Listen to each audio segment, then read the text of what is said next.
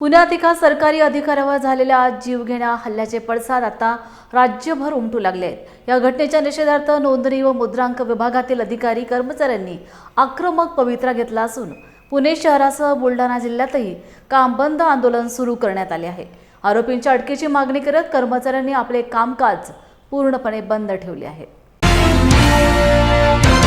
सहदुयम निबंधक रवींद्र कोळे यांना पुण्यामध्ये हवेली क्रमांक 20 या कार्यालयात ते कार्यरत असताना त्यांच्यावरती काही वकील मंडळींनी भयाड हल्ला केला होता। दस्त नाकारण्याच्या कारणावरून तो अत्यंत चुकीचा आहे आणि असं या राज्यामध्ये कायद्याचं राज्य म्हणतात आणि इथे ज्या माणसानं फक्त एक दस्त नाकारला म्हणून तुम्ही असं त्याला कुत्र्यासारखं असं ते मारण्याचे प्रयत्न केलाय हा 100% चुकीचा विषय आणि याच अनुषंगानं आम्ही राजपत्रित व अराजपत्रित दोन्ही संघटनांच्या वतीनं बेमुदत काम बंद आंदोलन पुकारलेलं आहे।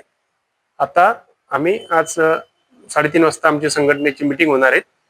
त्या मीटिंग मध्ये काय तो निर्णय होईल मग त्यावेळेस आम्ही पुढील आंदोलनाची दिशा ठरवण्यात येईल।